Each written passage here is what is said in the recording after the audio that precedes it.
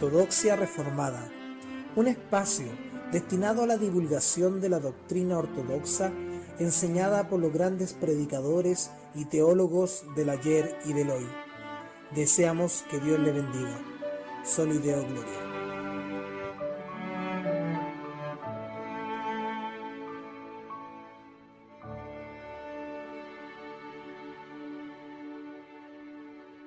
Explicación de los 10 mandamientos, institución de la religión cristiana por Juan Calvino.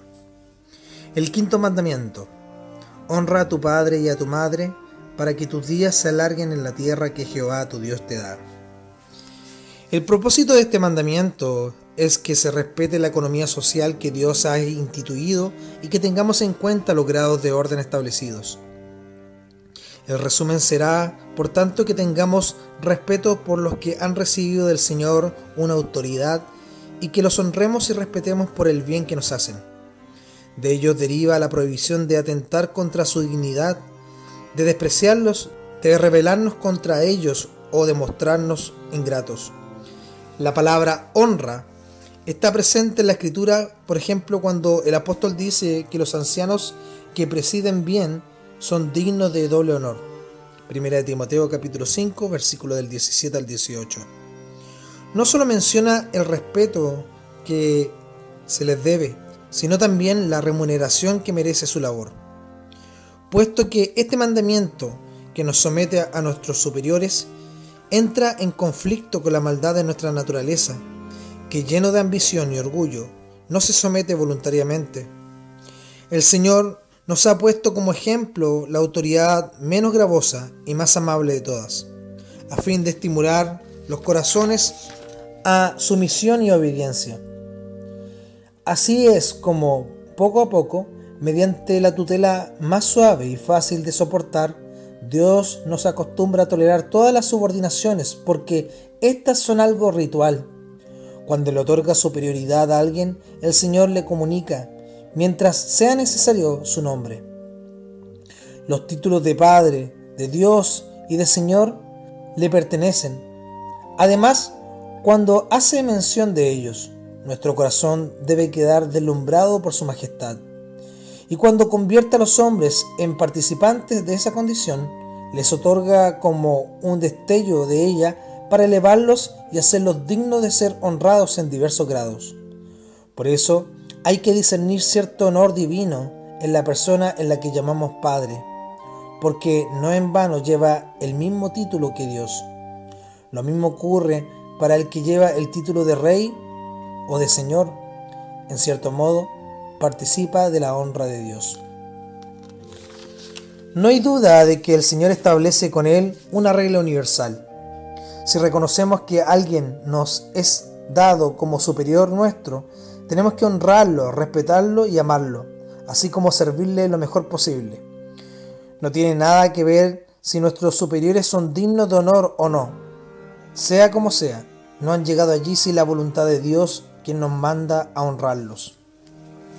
Dios nos manda a honrar a los padres que nos engendraron en esta vida, algo que la propia naturaleza nos enseña.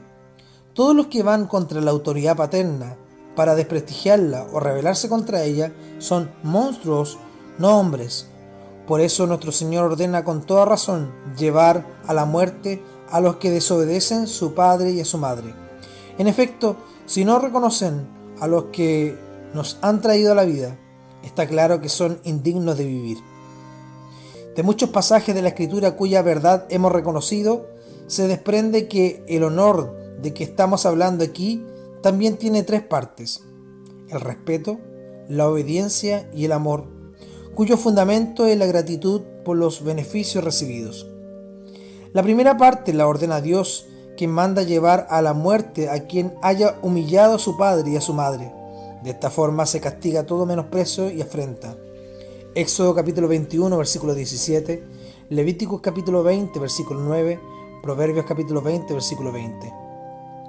La segunda parte deriva del orden de Dios. El hijo contumaz y rebelde merece la muerte. Deuteronomios capítulo 21, versículo del 18 al 21.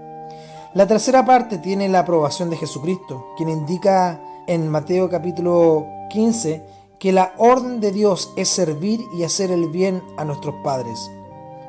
Versículos 4 y 6. Todas las veces que Pablo menciona este mandamiento, nos exhorta a la obediencia, recomendada en la segunda parte, Efesios capítulo 6, versículo 1 y Colosenses capítulo 3, versículo 20. Al mismo tiempo se añade una promesa para insistir y convencernos de que esta obediencia es agradable a Dios. Pablo nos incita como un aguijón cuando dice que este mandamiento es el primero acompañado con promesas. Efesios capítulo 6, versículo del 1 al 3. Porque la promesa presente en la primera tabla no tenía que ver con un mandamiento particular, sino con toda la ley.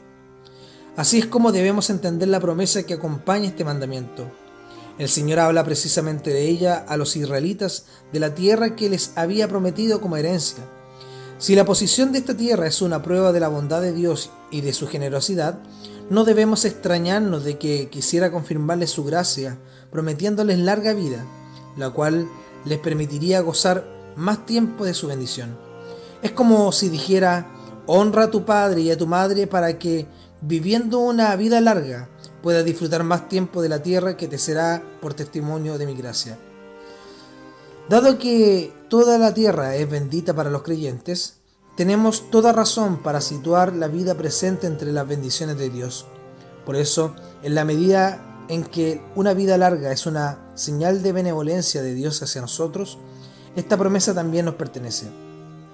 No se nos promete una vida larga más de lo que se le prometió a los judíos, como si contuviese en ella misma la felicidad, sino porque para los justos es una marca de la bondad de Dios.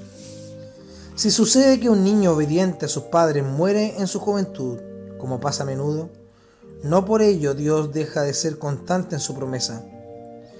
No la cumple menos que si diese 100 hectáreas de terreno a alguien a quien le hubiere prometido 2. En definitiva, se nos promete una larga vida como bendición de Dios en la medida de que nos da testimonio de su gracia, algo que hace 100.000 veces más en la muerte. Si el Señor promete su bendición en la vida presente a los que hayan sido obedientes a sus padres y a sus madres, de la misma manera, pero a la inversa, señala que su maldición estará sobre todos los que hayan sido rebeldes. Y para que se ejecute su juicio, en su ley ordena que se haga justicia. Si de alguna manera estas personas escapan de las manos de los hombres, Dios se encargará de ellos. En efecto, vemos cuántas personas de este tipo mueren en la guerra en reyertas de una u otra clase. De modo que vemos que Dios interviene y los hace morir en tristes circunstancias. Y si algunos escapan de esto y llegan a ser viejos, no hacen más que languidecer, privados de la bendición de Dios en esta vida y reservados a un mayor dolor en la futura. Más les valdría beneficiarse de esta promesa. Finalmente, conviene señalar de modo breve que se nos manda a obedecer a nuestros padres conforme a nuestra obediencia al Señor. Efesios capítulo 6, versículo 1. Lo cual se entiende bien dado el fundamento que hemos establecido. Los padres tienen autoridad sobre nosotros porque Dios los ha elegido, otorgándoles una parte del honor que les pertenece.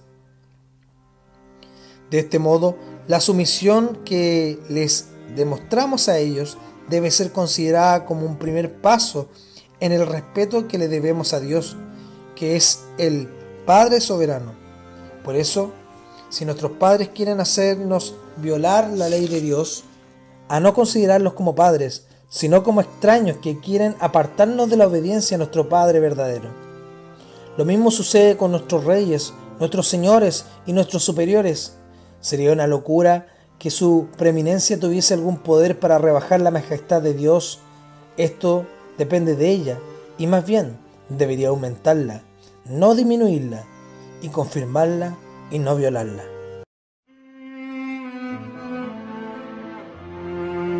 Ortodoxia Reformada, un espacio destinado a la divulgación de la doctrina ortodoxa enseñada por los grandes predicadores y teólogos del ayer y del hoy. Deseamos que Dios le bendiga. Soli Deo Gloria.